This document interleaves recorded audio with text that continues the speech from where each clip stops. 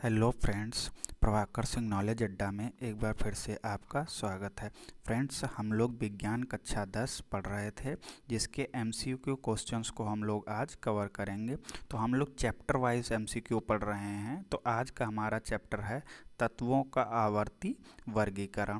Friends, पूरे science से 10 MCQ आते हैं, यानी बहुविकल्पीय प्रश्न आते हैं। ठीक है, फिजिक्स केमिस्ट्री बायो मिला के, और वो आसान से होते हैं। तो यहाँ पर हम एमसीक्यू क्वेश्चंस के साथ साथ पूरा टॉपिक भी डिस्कस करेंगे, तो उससे आपका पूरा चैप्टर रिवीजन हो जाएगा और साथ में टेस्ट भी हो जाएगा। तो आइए वीडियो को शुरू करते हैं। ये पूरे चैप्टर को मिक्स करके एमसीक्यू बनाए गए हैं। तो देखिए, समूह 13 से 18 तक के तत्वों को क्या कहते हैं। तो ध्यान से देखिएगा, जब हम पीरियोडिक टेबल देखते हैं तो वो कुछ इस तरीके से दिखती है। ठीक है, ऐसे करके, ठीक है, कुछ ऐसे करके। तो यहाँ पर 13 से लेके 18 तक के समूह, समूह कहने का मतलब जो खड़ी लाइनें होती हैं उनको कहते हैं। ठीक है, तो 13 से 18 तक का जो समूह है उनको क्या कहते हैं। तो याद रखिएगा, इनको कहते हैं पी ब्लॉक। क्या कहते हैं? P block. और ये अगर पूछता आपको 1 से 2 तक क्या कह देते, तो कह देते एस ब्लॉक। और यहाँ बीच में जो होते हैं उनको क्या कहते हैं? D block. और नीचे 2 और लाइनें होती हैं, इनको कहते हैं एफ ब्लॉक। ठीक है, तो उम्मीद करते होंगे आपको ये ब्लॉक वाला कॉन्सेप्ट समझ में आया होगा। 13 से 18 तक एफ ब्लॉक, 1 से 2 तक क्या कौन सा है? S block. और यहाँ 3 से लेके 12 तक जो है वो कौन सा है? D block. ठीक है, तो इस क्वेश्चन का आंसर मिल गया होगा। 13 से 18 तक क्या कहते हैं? तो इनको क्या कहते हैं? पी ब्लॉक तत्व कहते हैं। ठीक है, तो आइए नेक्स्ट क्वेश्चन देखते हैं। अगला है हमारा, ये आवर्त सारणी में दाईं ओर रखे गए तत्व क्या कहलाते हैं। पूरे चैप्टर को मिक्स करके क्वेश्चन बनाए गए हैं, तो बहुत अच्छी पीडीएफ है। तो आवर्त सारणी में दाईं ओर रखे गए तत्व, देखिए ये है हमारा बायां यानी लेफ्ट, और ये है हमारा दायां यानी राइट। तो देखिए ध्यान से, अभी हम लोगों ने पढ़ा था इधर जो तत्व हैं वो कौन से हैं? एस ब्लॉक वाले। और इधर जो हैं वो कौन से? पी ब्लॉक वाले हैं। और बीच में कौन से हैं? डी ब्लॉक वाले। और नीचे कौन से हैं? एफ ब्लॉक वाले। ठीक, तो याद रखिएगा, दाईं ओर पूछ रहा है यानी राइट साइड में, तो यानी इन तत्वों को पी ब्लॉक तत्व कहा जाता है। यहाँ पर ज़्यादातर तत्व कैसे हैं? आधातु हैं। याद रखिएगा, आधातुएं जितनी भी हैं वो सब कहाँ रखी गई हैं? पी ब्लॉक में। एस ब्लॉक तत्व, डी ब्लॉक तत्व और एफ ब्लॉक तत्व, ये सभी तत्व क्या हैं? धातु हैं। इतना इम्पॉर्टेंट है, ये ध्यान रखिएगा। एस ब्लॉक तत्व, डी ब्लॉक तत्व और एफ ब्लॉक तत्व, ये सब क्या हैं? धातुएं हैं। और जितनी भी अधातुएं हैं वो सब कहाँ हैं? पी ब्लॉक में रखी हुई हैं। ठीक है, तो ये इम्पॉर्टेंट क्वेश्चन था। तो दाईं ओर रखे हुए तत्वों को हम क्या कहेंगे? आधातु कहेंगे। ठीक है, चलिए नेक्स्ट क्वेश्चन करते हैं। आवर्त सारणी के वर्ग 17 के तत्व क्या कहलाते हैं। देखिए ध्यान से, अभी हमने पढ़ा था 13 से लेके 18 तक के तत्व। ध्यान से देखिएगा, पूरा आपका रिवीजन हो जाएगा। ये कहाँ है? पी ब्लॉक में। ठीक, ये कहाँ है? पी ब्लॉक में। अब इनके नाम भी रखे गए हैं। पहला वेरी इंपॉर्टेंट है, अगर आपसे पूछता 18वां वर्ग है उसका नाम क्या है, तो हम उनको कहते अक्रिय गैसें। क्या कहते? अक्रिय गैसें। इनको कहीं नोट भी करते चलिएगा। 18वें वर्ग के तत्वों को अक्रिय गैस कहा जाता है। और अगर वही पूछ देता आपसे 17 का, जो कि हमारा सवाल भी है, 17 के तत्वों को क्या कहते हैं, तो इनको कहते हैं हैलोजन। क्या कहते हैं? हैलोजन्स। ठीक है, कई सारे हैं इसलिए हैलोजन्स। तो दोनों वेरी इंपॉर्टेंट, 18 वाले को अक्रिय गैस हैं और 17 वाले को क्या कहते हैं? हैलोजन। तो हमारा हाँ आंसर यहाँ हमको मिल जाएगा। क्या है आंसर? हैलोजन। 17 को क्या कहते हैं? हैलोजन। ठीक है, सारा टॉपिक आपका यहीं पे रिवीजन हो जाएगा, आपको फिर से पढ़ने की कोई ज़रूरत नहीं होगी। ठीक है, बस ध्यान से सुनते चलिए। नेक्स्ट क्वेश्चन करते हैं। देखिए, दीर्घ आवर्त सारणी में सभी धातुएं कहाँ रखी गई हैं। फिर से देखिए वही क्वेश्चन है, कहाँ रखी गई हैं, तो हम कह सकते हैं पी ब्लॉक में रखी गई हैं। जितनी भी अधातुएं हैं वो कहाँ हैं, पी ब्लॉक में। ठीक है, अधातु को कहाँ रखा गया है, पी ब्लॉक में। और जितनी धातुएं हैं ये हो गया। अगर पूछे सभी धातुएं कहाँ हैं, तो धातुएं एस पी एस डी और एफ में। ठीक, ये इम्पॉर्टेंट है, इसको ध्यान रखेंगे। नेक्स्ट क्वेश्चन करते हैं। कौन सा इलेक्ट्रॉनिक विन्यास क्षार धातु का है, मोस्ट इम्पॉर्टेंट। अगर आपसे पूछता पहले वर्ग में, यानी रखिएगा पहला वर्ग, ठीक है, पहले वर्ग में जो तत्व हैं उनको कहते हैं क्षार धातुएं। क्या कहते हैं, क्षार धातु। ठीक, तो अब देखिए क्षार धातुओं में क्या है, जिनका उनका अगर इलेक्ट्रॉनिक विन्यास करेंगे तो पहले जो वर्ग के तत्व हैं उनके बाहरी कक्षा में एक इलेक्ट्रॉन होगा। बाहरी कक्षा में कितना होगा, एक इलेक्ट्रॉन। अगर कोई पहले वर्ग में है तो एक इलेक्ट्रॉन होगा कहाँ, बाहरी कक्षा में। तो देखिए इसमें एक नहीं है, इसमें एक नहीं, इसमें ही एक है। तो यानी क्षार धातुएं किस वर्ग में हैं, ये इंपॉर्टेंट है। तो क्षार धातुएं किस में है, वर्ग एक में है। ठीक, और उनके बाहर क्या होगा, एक ही इलेक्ट्रॉन होगा, इसीलिए पहले वर्ग में रखी गई हैं। ठीक है, आइए नेक्स्ट क्वेश्चन करते हैं। आवर्त सारणी में किस वर्ग के सभी तत्वों में समान होती है। आवर्त सारणी के किसी वर्ग में सभी तत्वों में क्या समान होता है। तो अभी हम देखिए इलेक्ट्रॉनों की संख्या वो तो अलग अलग हो। जैसे हम पहले वर्ग को ले लें तो हाइड्रोजन, उसके बाद लिथियम, उसके बाद सोडियम। तो देखिए हाइड्रोजन में एक है, इसमें 3 है, इसमें 11 हैं, यानी इलेक्ट्रॉनों की संख्या तो समान नहीं होती। संयोजकता इलेक्ट्रॉनों की संख्या इंपॉर्टेंट है और यही हमारा आंसर है। ये क्या होती है, किसी भी तत्व के बाहरी कक्षा में। ठीक है, ये कितना है, इसका देखिए 3 को ऐसे ही तो लिखते हैं 2,1, और इसको क्या लिखते हैं 2,8,1। तो देखिए बाहरी कक्षा में जो इलेक्ट्रॉन होते हैं उन्हीं को क्या कहते हैं, संयोजकता इलेक्ट्रॉन। तो यही क्या होती है, किसी एक वर्ग में सभी तत्वों का समान होता है, बाकी ये तो सब अलग अलग होते हैं। ठीक है, तो नेक्स्ट क्वेश्चन करते हैं हम। त्रियक नियम का प्रतिपादन किस वैज्ञानिक ने किया था। मोस्ट इम्पॉर्टेंट क्वेश्चन है, त्रियक नियम का प्रतिपादन किस वैज्ञानिक ने। तो देखिए जब आवर्त सारणी शुरुआत में बनाई जा रही थी तो 3-3 तत्वों के त्रिक बनाए गए थे। ठीक है, कितने, 3-3 तत्वों के त्रिक बनाए गए थे। तो सबसे पहले जो त्रिक बनाने का प्रयास किया था या त्रिक नियम जिन्होंने दिया था वो थे डोबे रेनर। ठीक है, डोबे रेनर जो वैज्ञानिक थे उन्होंने ही त्रिक बनाने का नियम दिया था। मोस्ट इम्पॉर्टेंट है, ध्यान रखेंगे। और साथ में ये भी देखें न्यूलैंड ने कौन सा नियम दिया था, अष्टक नियम। ठीक है, अष्टक नियम मोस्ट इम्पॉर्टेंट है और आपको सारे फैक्ट भी पता चलते जाएंगे। न्यूलैंड ने कौन सा नियम दिया था, अष्टक नियम, और डोबे रेनर ने कौन सा नियम दिया था, त्रिक नियम। ठीक है, तो यानी डोबे रेनर का कौन सा नियम था, त्रिक नियम। मोस्ट इम्पॉर्टेंट दोनों क्वेश्चन है। ठीक है ना, ये नेक्स्ट क्वेश्चन करते हैं। देखिए आवर्त सारणी के वर्ग एक के तत्व, अभी देखिए सिर्फ क्या आया था कि बाहर उनके क्या समान होता है। तो याद रखिएगा वर्ग एक के तत्वों को क्षार धातुएं कहते हैं। ठीक है, तो सबका आपको बता देंगे, हम लोग 3-4 का जान चुके हैं। वर्ग एक के तत्वों को क्या कहते हैं, क्षार धातुएं। अगर वही वर्ग 2 पूछता तो उसको हम लोग क्या कहते, क्षारीय मृदा धातुएं। इंपॉर्टेंट है, क्षारीय मृदा धातुएं किसको है, वर्ग 2 को। संक्रमण तत्व कहते हैं, या तो आप कह सकते हैं डी ब्लॉक को, और उसमें भी अगर आपसे पूछे तो आप कहेंगे 3D को। ठीक है, संक्रमण तत्व किसको, वैसे तो डी ब्लॉक को, बाकी अगर ऑप्शन मिलता है तो 3D लगाएंगे। और लेंथेनाइड क्या होते हैं, जो नीचे 2 लाइनें रखी गई हैं इनमें से ऊपर वाली जो पहली लाइन है इनको क्या कहते हैं, लेंथेनाइड। नीचे जो 14 तत्व रखे गए हैं इनमें जो ऊपर की पहली लाइन है इसको क्या कहते हैं, लेंथेनाइड। क्षार धातुएं किसको कहते हैं, वर्ग 1 को। क्षारीय मृदा धातुएं वर्ग 2 को। और संक्रमण तत्व कहते हैं डी ब्लॉक को। और लेंथेनाइड कहते हैं जो नीचे 2 लेटी हुई लाइनें हैं उनमें पहली लाइन को। ठीक है, अब देखिए अभी डायरेक्ट क्वेश्चन आ गया अष्टक नियम का, अभी हम लोगों ने पढ़ा था। तो अष्टक नियम किसने दिया?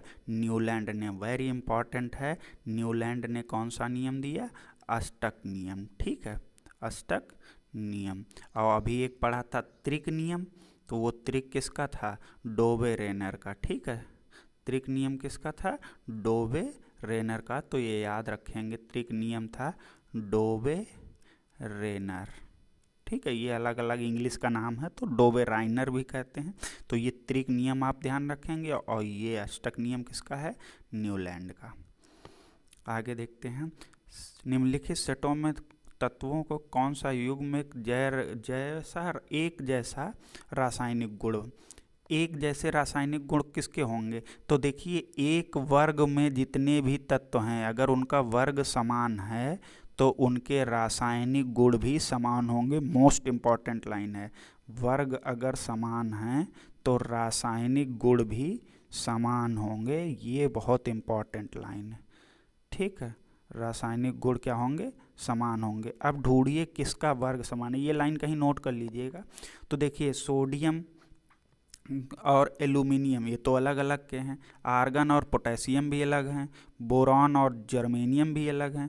याद रखिए नाइट्रोजन और फास्फोरस ये दोनों एक ही वर्ग के हैं। क्यों? क्योंकि नाइट्रोजन का कितना होता है? 7 नंबर, और इसका होता है 15। ठीक है, कितना होता है? 15। तो ये जो दोनों हैं नाइट्रोजन और फास्फोरस ये एक ही वर्ग के हैं, और एक ही वर्ग के तत्वों का जो रासायनिक गुण होते हैं वो समान होते हैं। तो हमारा आंसर है नाइट्रोजन और फास्फोरस। ठीक है, अगला क्वेश्चन करते हैं। याद करिए, आप 1 से लेके 20 तक का परमाणु क्रमांक याद कर लीजिए। ठीक है, 1 से लेके 20 तक परमाणु क्रमांक याद कर लीजिए, उससे ये क्वेश्चन आसानी से हो सकता है। देखिए कैसे, ये हम आपको बताते हैं। देखिए कैसे हम लोग इस क्वेश्चन को, अगर आपको परमाणु क्रमांक याद है तो कर सकते हैं। जैसे अभी हमने कहा नाइट्रोजन का, तो नाइट्रोजन का कितना होता है? 7। आप कैसे लिखेंगे? 2,5। और फास्फोरस का कितना होता है? 15। तो आप कैसे लिखेंगे? 2, 8, 10 और 5, 15। देखिए अगर बाहर परमाणुओं की संख्या समान है, इलेक्ट्रॉनों की संख्या, तो हम क्या कहेंगे?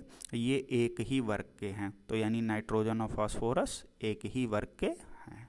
ठीक है, अगला क्वेश्चन करते हैं। आवर्त सारणी के किस वर्ग में ऊपर से नीचे जाने पर, मोस्ट इंपॉर्टेंट क्वेश्चन है, तत्वों की क्रियाशीलता घटती है? किस वर्ग में? अच्छा, किसी वर्ग में ऊपर से नीचे जाने पर तत्वों की क्रियाशीलता क्या होगा? यानी जब आप किसी वर्ग में ऊपर से नीचे की तरफ आते हैं तो उनकी क्रियाशीलता क्या होती है? घटती है, बढ़ती है, या अपरिवर्तित रहती है? तो यही हमको बताना है। तो हमेशा याद रखिएगा, जैसे जब परमाणु ऊपर है तो उसमें छोटा होता है, और जैसे ही नीचे आएगा उसका आकार बड़ा होता जाएगा। तो यानी आकार बड़ा होता जाएगा जिसके कारण उसका इलेक्ट्रॉनों का लेना देना भी सरलता से होता जाएगा। यानी इलेक्ट्रॉनों का लेना देना सरलता होने से उसकी क्रियाशीलता क्या होती जाएगी? बढ़ती जाएगी। वेरी आईएमपी क्वेश्चन है, ऊपर से नीचे आने पर क्रियाशीलता जो है वो बढ़ती जाती है, याद रखिएगा। ठीक है, मोस्ट इम्पॉर्टेंट क्वेश्चन है। किसी भी वर्ग में आपसे पूछे तो ऊपर से नीचे आने पर क्रियाशीलता बढ़ती है। ठीक है, तो अगला देखते हैं। किसी आवर्त में बाएं से दाएं जाने पर, यानी अब किधर जा रहे हैं? नीचे से नीचे। आवर्त में हमेशा बाएं से दाएं गुण बदलते हैं, और अगर वर्ग में है तो ऊपर से नीचे की तरफ। वर्ग में क्या होता है? ऊपर से नीचे की तरफ। ऑक्साइड गुण अम्लीय होता है। अब ये देखिए क्वेश्चन आप ट्रिक से भी सॉल्व कर सकते हैं। जैसे हम लोगों ने तो कुछ बातें पढ़ी होंगी जब ये चैप्टर पढ़ा होगा, तो जितने भी धातु हैं, धातुओं के ऑक्साइड हैं, धातु के ऑक्साइड लिख रहे हैं। ठीक है, ऑक्साइड कैसे थे? हम लोगों ने पढ़ा था, क्षारीय थे। ठीक, धातुओं के ऑक्साइड कैसे होते हैं? क्षारीय होते हैं। और धातुएं होती कहाँ हैं? एकदम लेफ्ट साइड में। सही। अब ये पूछ रहा है किसी आवर्त में बाएं से दाएं जाने पर तत्वों के ऑक्साइड का अम्लीय गुण। तो पहले हमको पता चलना चाहिए ऑक्साइड, ये देखिए धातुएं कहाँ हैं, लेफ्ट में हैं, और जो अधातुएं हैं वो कहाँ हैं, राइट साइड में हैं। और अधातुओं के ऑक्साइड कैसे होते हैं, अम्लीय होते हैं। कैसे होते हैं, अम्लीय होते हैं। तो यानी इधर लेफ्ट में कैसे थे, क्षार, क्योंकि अधातुओं के थे, और जैसे जैसे लेफ्ट से राइट जाएंगे तो क्षारीय गुण तो घटता जाएगा लेकिन अम्लीय गुण बढ़ता जाएगा। तो क्या पूछ रहा है, अम्लीय गुण, तो हम कहेंगे अम्लीय गुण बढ़ता जाएगा, यानी जो सबसे लास्ट में होगा उसका अम्लीय गुण बहुत ज़्यादा होगा, जो शुरू में होगा उसका क्षारीय गुण बहुत अच्छा होगा। ठीक है, जो लास्ट में है उसका अम्लीय गुण, और जो शुरू में होगा उसका क्षारीय गुण। अगर इधर से इधर जाने पे क्षारीय गुण घटेगा, सही, और साथ में ये अम्लीय वाला जो है ये बढ़ेगा। तो वही हमारा सवाल था कि अम्लीय गुण क्या होगा, बढ़ेगा। ठीक है, तो आइए नेक्स्ट क्वेश्चन करते हैं। किसी आवर्त सारणी के किसी वर्ग में ऊपर से नीचे जाने पर परमाणुओं का आकार, यानी किसी वर्ग में, ये देखिए क्या है, वर्ग में ऊपर से नीचे। तो जैसे आप सिंपल सा देखिए, हाइड्रोजन को लिया, इसमें कक्षा 1 होगी, लिथियम को लिया तो कक्षा इसमें कितनी होंगी, 2 होंगी, और आपने सोडियम को लिया तो ध्यान से देखिएगा इसमें कक्षाएं कितनी होंगी, 3। तो देख क्या रहे हैं, एक कक्षा इतनी हो गई, 2 कक्षा इतनी हो गई, और 3 कक्षा इतनी हो गई, यानी इसका आकार क्या हो रहा है, बढ़ रहा है। ठीक है, तो देखिए कितने आसानी से कोई भी आप वर्ग लेंगे ऊपर से नीचे आएंगे तो उसका आकार क्या होगा, बढ़ता जाएगा। ठीक है, आइए नेक्स्ट क्वेश्चन करते हैं। फ्रेंड्स, वीडियो लंबी होती जा रही है इसलिए थोड़ा जल्दी जल्दी करते हैं। अगर आपको कोई भी क्वेश्चन में डाउट रहता है तो आप कमेंट सेक्शन में पूछ सकते हैं। निम्नलिखित में तत्वों कौन सा सेट डोबे राइनर के त्रिक नियम का पालन करता है, मोस्ट इंपॉर्टेंट। या एक बात तो यहीं से क्लियर होती है, डोबे राइनर ने कौन सा नियम दिया, त्रिक नियम, जो हम लोग पहले पढ़ भी चुके हैं। अब वो उन्होंने जो एक त्रिक बनाया था वो कौन सा था, तो ये आपको याद करना है, कैल्शियम स्ट्रॉन्सियम बेरियम, यही वो त्रिक था जो इन्होंने बनाया था। ठीक है, तो ये इंपॉर्टेंट है, इसको याद रखेंगे। ठीक है, नेक्स्ट क्वेश्चन का, कौन सा तत्व अधातु है, बड़ा इंपॉर्टेंट है। अधातु कौन सा, देखिए सोना, एल्यूमिनियम और लोहा, ये सब क्या हैं, धातु हैं, इंपॉर्टेंट हैं, ये क्या हैं, धातु हैं। तो बच गया कौन, हमारा कार्बन। याद रखिएगा कार्बन क्या है, अधातु है, मोस्ट इंपॉर्टेंट क्वेश्चन है, कार्बन क्या है, अधातु है। तो हमारा सही जवाब क्या हुआ, आंसर है कार्बन अधातु है। अब मैग्नीशियम आवर्त सारणी के किस वर्ग में है, मैग्नीशियम आवर्त सारणी के किस वर्ग में है, तो याद रखिए मैग्नीशियम का नंबर, देखिए ये क्वेश्चन कुछ भी आपको याद नहीं करना है, मैग्नीशियम का नंबर होता है 12, इसको लिखते कैसे हैं, 2, 8, 10 और 2, 12। तो देखिए जितने बाहरी कक्षा में होंगे यही संख्या जो होती है उसका वर्ग बताती है। तो यानी मैग्नीशियम किस में वर्ग में होगा, वर्ग 2 में होगा। क्यों, क्योंकि इसके बाहर 2 इलेक्ट्रॉन हैं, तो इसलिए किस वर्ग में है, 2। कुछ भी आपको याद नहीं करना होगा, साइंस बहुत आसान है। सबसे अधिक भास्मिक, भास्मिक को क्या कहते हैं, क्षारीय। ठीक है, तो अब बताइए क्षारीय ऑक्साइड किसका होता है, धातु का। अब अपने आप से आंसर खोज लीजिए, धातुएं कौन सी हैं, नाइट्रोजन धातु नहीं है, सल्फर धातु नहीं है, बोरॉन और पोटेशियम तो हमको पता है, सोडियम, पोटेशियम, ये सब क्या हैं, धातुएं हैं। तो हमारा आंसर क्या हो जाएगा, धातुओं के ऑक्साइड क्षारीय होते हैं। ठीक, लगा दिया। अब नेक्स्ट क्वेश्चन करते हैं हम लोग, कौन सा अधातुई गुण वाला हो सकता है, अधातुएं, याद रखिएगा कौन से हैं, अधातुएं। तो अधातुएं कहाँ मिलती थी, सबसे राइट साइड में, याद रखिएगा हमेशा अधातुएं कहाँ मिलती थी, राइट साइड में जो तत्व हैं उनको क्या कहते हैं, अधातु। और जो इधर बाएं तरफ हैं, लेफ्ट में हैं यानी, तो इनको क्या कहते हैं, धातु। तो आप बताइए, जैसे ये ब्रोमीन है तो हमको पता है ब्रोमीन कहाँ है, फ्लोरीन, क्लोरीन, ब्रोमीन, ये सब क्या हैं, अधातुएं हैं। और एक चीज़ और आपको एक ट्रिक बताते हैं अधातुओं को पहचानने की, तो हमारा आंसर तो यहाँ क्या हो जाएगा, ब्रोमीन हो जाएगा। ठीक है।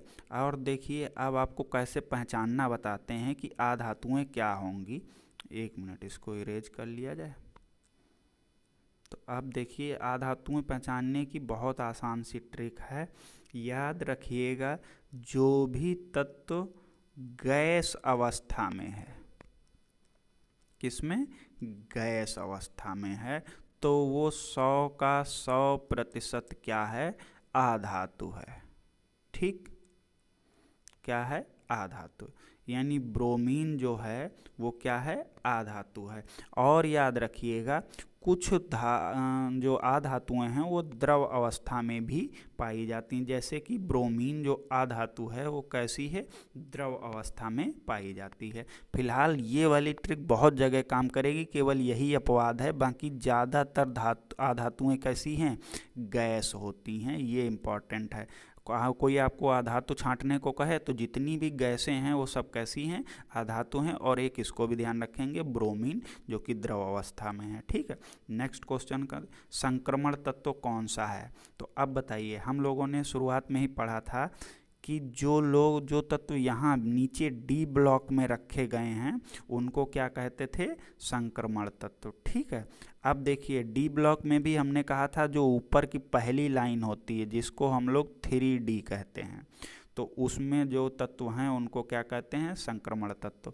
जो आयरन है वो कौन सा तत्व है, संक्रमण तत्व है, ये ध्यान रखेंगे। ठीक है, कुछ और संक्रमण तत्वों के नाम आपको बता देते हैं जिससे आसानी रहे।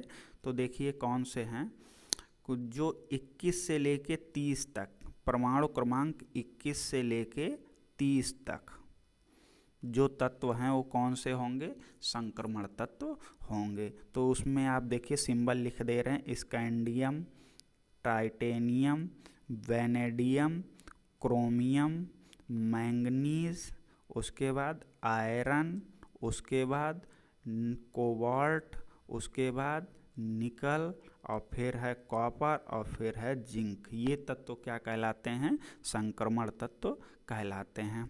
फ्रेंड्स, ये इसका फर्स्ट पार्ट है, तो वीडियो लंबी होती जा रही है, तो हम लोग नेक्स्ट क्वेश्चंस को पार्ट 2 में डिस्कस करेंगे। ठीक है, तो वो वीडियो आपको जल्द ही मिल जाएगी। अगर आपको हमारा कंटेंट और क्वेश्चन पसंद आए तो प्लीज़ हमारे चैनल को सब्सक्राइब करें। Thank you.